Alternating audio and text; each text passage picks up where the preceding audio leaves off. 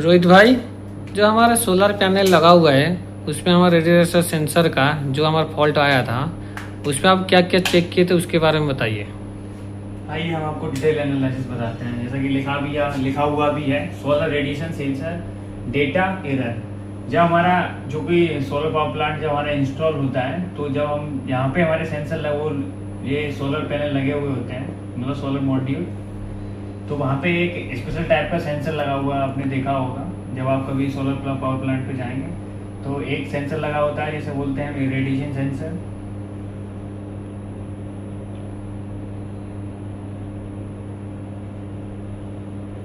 एक सेंसर लगा होता है जो एम्बिएंट को बताता है, एम्बिएंट सेंसर। और एक सेंसर होता है पैनल के, जैसे ये मॉड्यूल लगा होता है इस मॉड्यूल के जस्ट नीचे, तो इसको बोलते हैं मॉड्यूल सेंसर। कुछ पावर प्लांट में जो बहुत बड़े होते हैं, स्पेशल कैटेगरी के होते हैं, उनमें विंड सेंसर भी लगा होता है, बट वो हमारे यहाँ है नहीं। हमारे यहाँ केवल ये रेडिएशन वाला सेंसर है, ये दो सेंसर भी नहीं है हमारे यहाँ। ठीक, तो इसका क्या है कि इससे जो डेटा हमारे आता है वो हमारे सॉफ्टवेयर पे दिखता था। सॉफ्टवेयर पे जो डाटा हमें दिखता था वो हमारा दिखना बंद हो गया। तो हमें ये ट्रबल शूट करना था कि हमारा सेंसर में प्रॉब्लम है या फिर हमारे सप्लाई में प्रॉब्लम है। तो जब हम ऊपर गए और इन्वर्टर को जब उसको खोल के देखा तो यहाँ स्ट्रिंग होती है सारी, और यहाँ से हमारा पावर आउटपुट आता है। तो यहीं से एक बार जाता है इसे सेंसर के थ्रू यहाँ पे, तो जो हमारी कम्युनिकेशन की केबल आती है RS485 की, ये RS485 पे कम्युनिकेशन होता है इसमें, तो उसी केबल में लूप रहता है कम्युनिकेशन इस वाले सेंसर का। और इसको पावर जो है ना वो हम ये तो हम अपने यहाँ पे बॉक्स से देते हैं, सेंट्रलाइज बॉक्स होता है सूर्या लॉजिक्स का है, जो भी कंट्रोलर है। ठीक, ये सेंट्रलाइज कंट्रोलर है, तो यहाँ से ये डेटा पहुँचता है, मतलब ऊपर इन्वर्टर से यहाँ पे लिंक होता है ये डेटा। तो चाहो तो आप यहाँ से सप्लाई दे सकते हो इसको, बट क्या है कि वायर बहुत बड़ा लगेगा, तो हमने यहीं से सप्लाई इसको एडेप्टर के थ्रू दे दी थी 12 वोल्ट की DC। और जो एडेप्टर था वो 1000 मिली एम्पियर रेटेड था।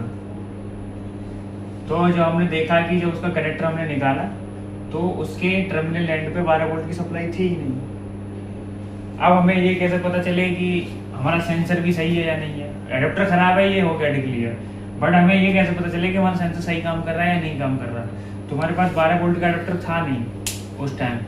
हमारे पास 12 वोल्ट 400 वाट का एडेप्टर था, जो कि हम LED के लिए यूज करते हैं। जो अपनी LED लगी है ना, लोगो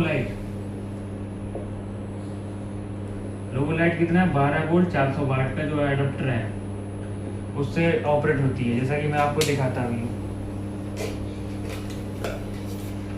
ये वाला ये LED को ऑपरेट करता है, जो कि 12 वोल्ट और 400 वाट का है।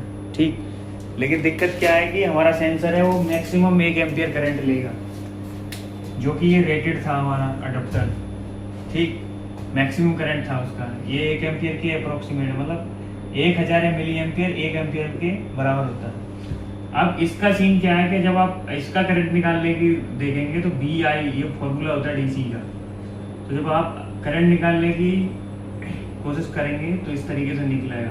तो वाट रेटिंग उसकी थी 400 और वोल्टेज था उसका 12, जो हमने LED वाला अडोप्टर यूज़ किया था। तो जब आप इसको देखेंगे तो 33.33 कुछ एम्पियर आएगा, यानी कि ये बहुत ज़्यादा करंट की वैल्यू है।